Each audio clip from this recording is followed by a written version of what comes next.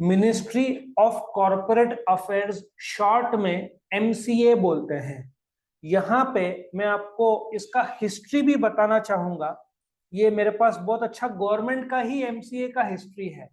अभी do you agree, Narendra Modi जो government है प्रेजेंट, उसके अंदर मिनिस्ट्रीज है, 50 के ऊपर मिनिस्ट्रीज है।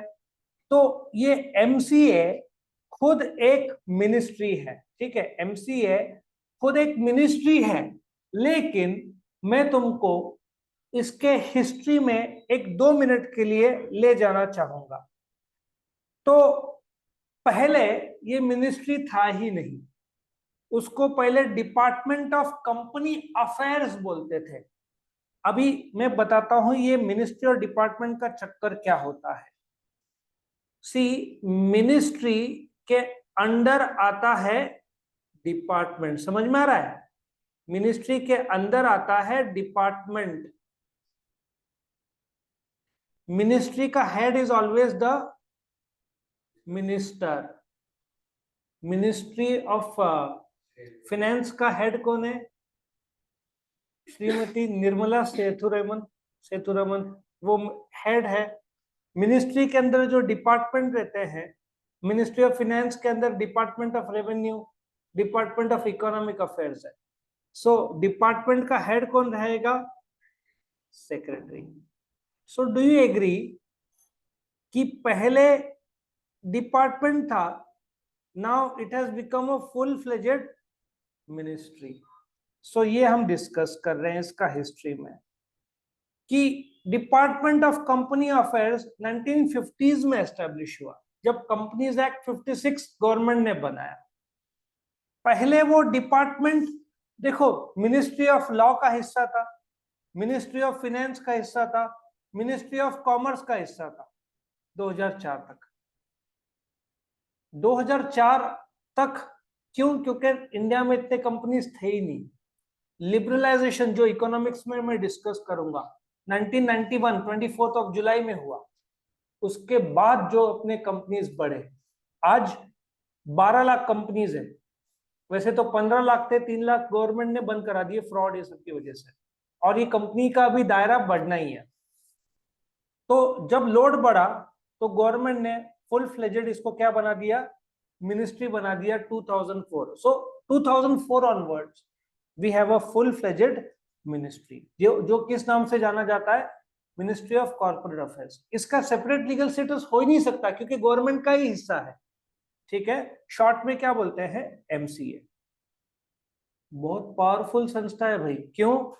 कंपनीज एक्ट 2013 इनके कंट्रोल में है। इधर लिखा नहीं है, कंपनीज एक्ट 56 भी इनके कंट्रोल में है, ठीक है। Partnership act 32, limited liability partnership act, इसको शॉर्ट में क्या बोलते हैं? एलएलपी। कंपटीशन एक्ट, इसके कंपटीशन एक्ट के पहले एमआरटीपी एक्ट था, monopolistic and trade practices act, restrictive trade practices act, वो बंद करके कंपटीशन एक्ट लाया। Society registration act. So MCA के अंडर ये सारे एक्ट्स आते हैं, मतलब बहुत पावरफुल मिनिस्ट्री है। और यही नहीं, institute of chartered accountants of India, मतलब आईसीएआई इनको रिपोर्ट करता है। और institute of chartered accountants, 2.5 lakh chartered accountants है इंडिया में, अभी 3 लाख हो जाएगा एक आध 2 साल में, ठीक है। इंस्टीट्यूट ऑफ, ये सब दिल्ली बेस्ड है। सिर्फ institute of cost accountants, actually institute of cost and management accountant, वो कलकत्ता बेस्ड है, ये 2 दिल्ली बेस्ड है। ये सब रिपोर्ट किसको करते हैं? एमसीए को। ये सुपरवाइज करता है इन तीनों। अब जब इतना इंपॉर्टेंट संस्था है तो इनको काम भी बड़े तगड़े दिए होंगे। To administer the provisions of companies act. See, companies act 56 जो था, बहुत बड़ा 600 के ऊपर सेक्शंस वाला एक्ट था, और आजादी के 10 साल बाद बनाया था। तो उसका उद्देश्य जो था और अभी का बहुत फर्क आ गया, अभी बहुत मॉडर्नाइज कर दिया है। और जब कंपनीज एक्ट 2013 आया तो उन्होंने पूरे जो 400-500 सेक्शन है पूरे एक साथ लागू नहीं किए, पहले 150 फिर 150 ऐसे लागू किए। तो अल्टीमेट गवर्नमेंट का एम है ease of doing business. Ease of doing business बहुत काम का एमसीए। एमसीए के हम वेबसाइट में जाएंगे, ई पोर्टल में बहुत सारे ऑनलाइन फाइलिंग होते हैं। पहले आपको स्पेशल रेजोल्यूशन यदि फाइल करना है तो आपको कागजी फॉर्म में फाइल करना पड़ता था, कागज वेस्ट, टाइम वेस्ट। अभी आप ऑनलाइन फाइल करो, paying the prescribed fees, prescribed fees का एक लिस्ट बनाया हुआ।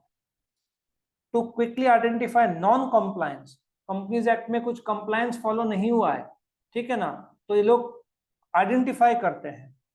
कॉर्पोरेट गवर्नेंस, सी कॉर्पोरेट गवर्नेंस बहुत क्लियर है। तुम अपना कंपनी चला रहे हो, लाखों शेयर होल्डर्स है रिलायंस के, कुछ कंपनीज के हजारों शेयर होल्डर्स होंगे। एक बहुत अच्छी कंपनी थी सत्यम, आई थिंक टॉप 10 में थी, Ramalingam Raju if I am not wrong उसका हेड था। They said we have 6000 crore cash in hand. 6000 crore मजाक नहीं है। सो उसका शेयर वाज टॉप 450 500। 60 करोड़ का पगार नहीं दे पाए, मतलब उनके पास एक्चुअली 60 करोड़ है और वो फ्रॉड के तौर पर 5 करोड़ बताया, पगार नहीं दे पाए तो हल्ला हो गया। 450 का शेयर बन गया 18 रुपए, लास्ट में कंपनी बिक गया, महिंद्रा ने खरीद लिया, now it is Mahindra Satyam, 58 rupees per share. 450 मतलब तुम्हारे पास 4.5 लाख रुपए का आज शेयर है, कल उसकी कीमत होगी 18,000, तुम लुट गए ना। कितने लोग डूबे मरे उसके वजह से। तो कॉर्पोरेट गवर्नेंस नहीं था, क्लियर केस ऑफ फ्रॉड था जो सत्यम का था। टू प्रमोट फेयर कंपटीशन, एक चीज मुझे हमेशा तुम अभी एप्पल के एड्स देख रहे हो जो टीवी में आ रहे हैं, हॉटस्टार में दिखता है एप्पल के एड्स, तो एप्पल, सैमसंग हमेशा कमेंट करेगा एप्पल के विरुद्ध, तुमने देखा है? सैमसंग एप्पल ने फोल्डेबल नहीं लाया, बोलते ना तीखे तीर छोड़ते रहता है ना सैमसंग, एप्पल को कभी करते हुए देखा है? जब बोलते ना जब हाथी चलता है कुत्ते भौंकते हैं, एप्पल ध्यान ही नहीं देता, क्योंकि एप्पल खुद ही इतना डेवलप करते जा रहा है। वो चिप्स किसी और से लेता रहा, खुद चिप्स बनाने की बात हो रही है। ग्लास किससे खरीदता है एप्पल? सैमसंग से ही खरीदता है एक्चुअली, जो उसका ग्लास है ना वो सैमसंग से ही यार। अभी एप्पल खुद का डिजाइन कर रहा है, 2-3 साल में देखो शायद अगले साल भी एप्पल के खुद के ग्लासेस आ जाएंगे, मतलब सैमसंग पे जो डिपेंडेंसी है वो खत्म हो जाए। सो फेयर कंपटीशन, तो ये जो एक दूसरे को करते ना, मेरे को ये बिल्कुल पसंद नहीं है। आप टोयोटा शोरूम में चले जाओ, तुमने बोला ना पर होंडा सिटी इससे ज्यादा अच्छी है, वो बोलेगा हमारे पास ही है, वो होंडा की बुराई नहीं करेगा, ठीक है। और लोगों को पता है कौन सा इंडिया में इंजन है जो 10 लाख किलोमीटर चल सकता है, इनोवा, दूसरा कोई भी दम नहीं है। तो वो लोग दूसरों को डाउन करने के बजाय खुद के लाइफ में फोकस करते हैं। बहुत गजब है टोयोटा कंपनी, तो इसलिए जापानीज इतना आगे है, correct. Next, to make available for the public corporate data. जब हम नोट्स डिजाइन करते हैं तो प्रेजेंट के लिए, ये मैं तुम्हारे सामने प्रेजेंट कर रहा हूँ, ये मुझे आई थिंक एमसीए के वेबसाइट से मिला। देखो ऊपर एमसीए दिख रहा है ना, कितना गजब डेटा है। ये 56 पेज का डेटा है, इसमें रजिस्टर ऑफ कंपनीज का पूरा एक लिस्ट दिया है, ऑफिशियल लिक्विडेटर्स का लिस्ट दिया है, ROC come official liquidator, Indian institute of corporate affairs, जो इंफॉर्मेशन चाहिए, एनसीएलटी, एनसीएलटी, और इन लोगों ने इसका हिस्ट्री भी दिया है। देखो competition commission of India establish किया है कि तुम गलत प्रकार से कंपटीशन करेंगे तो तुमको रोका जाएगा। मेरे को सिर्फ एक आपत्ति ऐसा है कि corporate commission of India Swiggy और जोमेटो को रोक क्यों नहीं रहा है? क्योंकि तुम्हारे होटल के मेनू और स्विगी के मेनू जो ऑनलाइन है उसमें रेट में डबल का फर्क रहता है, और 50% डिस्काउंट, ये फ्रॉड है, सब जानते हैं, मानते हो फ्रॉड है, तो कंपटीशन कमीशन इसको दखलंदाजी क्यों नहीं दे रहा है? उसके लिए पीआईएल फाइल करना पड़ेगा। मेरे को एक वीडियो बनाना है, मेरे को टाइम मिले ना बाद में, मैं इसका एक वीडियो जरूर बनाऊंगा कि ये एथिकल प्रैक्टिस तो बैठता ही नहीं है जोमेटो स्विगी का। आप होटल का जो मेनू है और स्विगी जोमेटो का मेनू सेम होना चाहिए, बराबर है ना। 250 रुपया बोल के 50% डिस्काउंट देके 125 में लोग कोट करते हैं, काबिल या कुछ भी, लेकिन उसका एमआरपी मेनू कार्ड में 100 है, तो ये एक्चुअल फ्रॉड में गिना जाएगा। बट कंपटीशन कमीशन इसमें इंटरफेयर कर ही नहीं रहा है। खैर ठीक है, ये तो मेरा पर्सनल ओपिनियन है। तो offer various service to the stakeholders, stakeholders कौन कौन है? गवर्नमेंट है, रजिस्ट्रार है, लिक्विडेटर है, कंपनीज है, और कंपनीज को ऑनलाइन ही सब अभी करवा दिया है।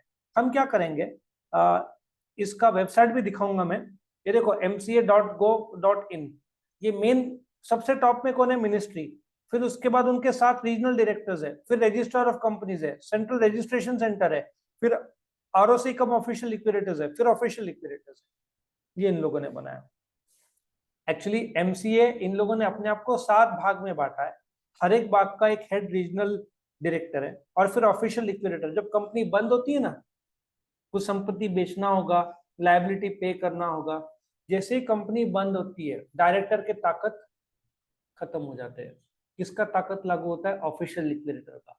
फिर वो संपत्ति बेचेगा, पैसा आएगा और लायबिलिटीज को पे करेगा। तो ये एमसीए का काम।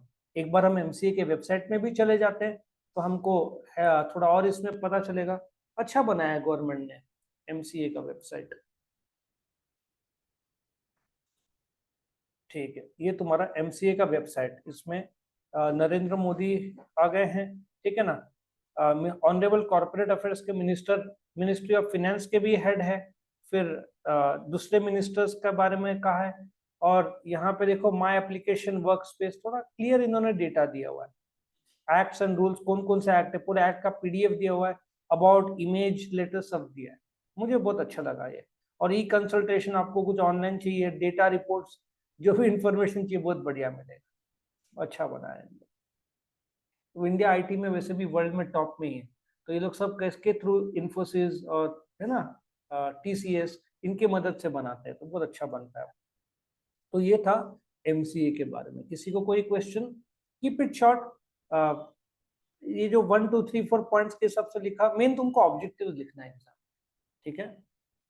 तो ये था तुम्हारा एमसीए के बारे में।